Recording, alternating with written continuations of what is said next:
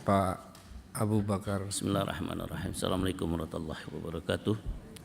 Makasih Ketua. Pantun nanti. Pagi ini kita bertemu lembaga yang mitra kita yang cukup kuat dalam menangani penjagaan integritas sistem keuangan nasional, ya, serta instrumen penting dalam melindungi kedaulatan ekonomi negara. Saya bangga juga laporan yang disampaikan ini, saya memberikan apresiasi sekali. Artinya tim ini sangat menjadi tim yang urgent di negara kita ini. Dan dia merupakan kaki tangan presiden yang paling kuat. Dalam statement presiden yang seperti kata Bang Benny tadi, menjadi alat, ya. Makanya kalau ada perlu dukungan dari DPR, apa yang diperlukan untuk lebih kuatnya lembaga PPATK, mari kita rundingkan baik-baik, ya. Saya mengerti sekali karena PPATK bekerja untuk menyangkut masalah korupsi, ya, pengelolaan dana desa, pengadaan dan komoditas strategis, judi online, ya, selanjutnya narkotika, penipuan digital, grand financial crime, ini yang paling seru juga, ya, peti, illegal lodging dan kejahatan lingkungan yang kemarin presiden bicara di forum dan kelihatan di TV, ya, dan pendanaan terorisme. Jadi kalau kita lihat perannya, kalau satu kalimat subhanallah, ya, cukup berat. Tapi saya lihat mukanya muda-muda semua nih, memang cocok, ya, PPATK nih. Kita harus kasih aplaus buat kerja besar mereka ini, ya. Nggak ada yang tepuk tangan, silakan. Oke, saya kasih pantun dulu. Burung Garuda terbangnya tinggi, melintasi pulau hingga ke hulu.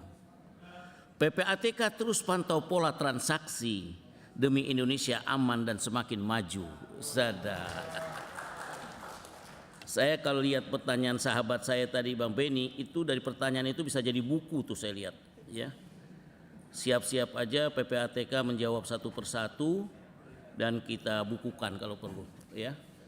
Pertanyaan Bang Benny tadi udah selesai sebenarnya, ya. Makasih Ben. Tapi ya namanya anggota punya hak politik untuk bicara, ya kita bicara lah, ya.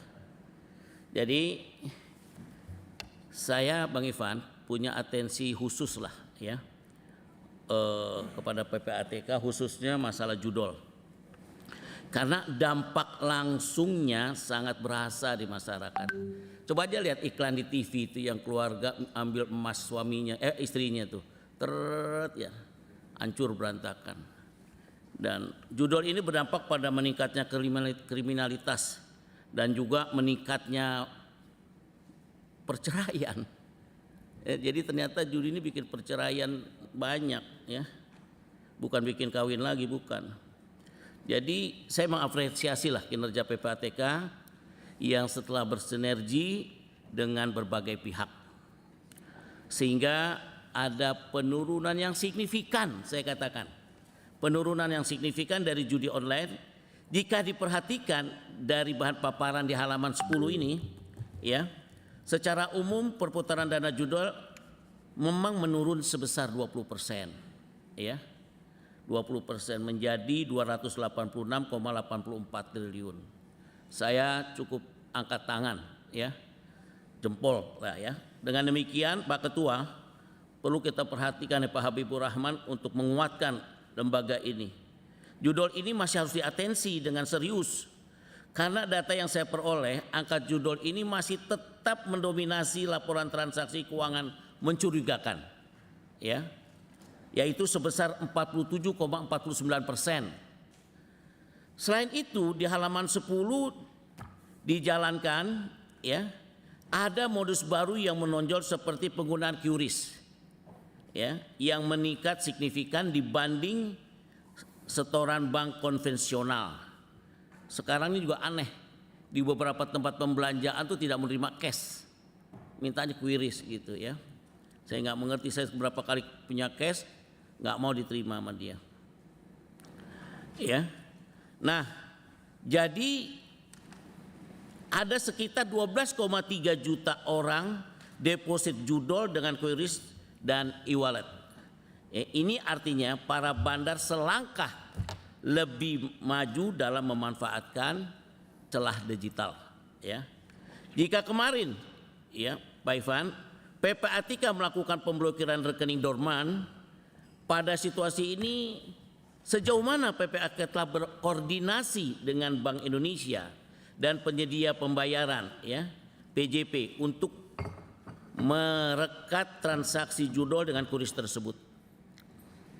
Apakah PPATK dan PJP, ini problematika ini di PJP ini sebenarnya yang paling pokok, ya, bisa melakukan auto blocking terhadap transaksi kuris yang memiliki profil risiko judi online, ya?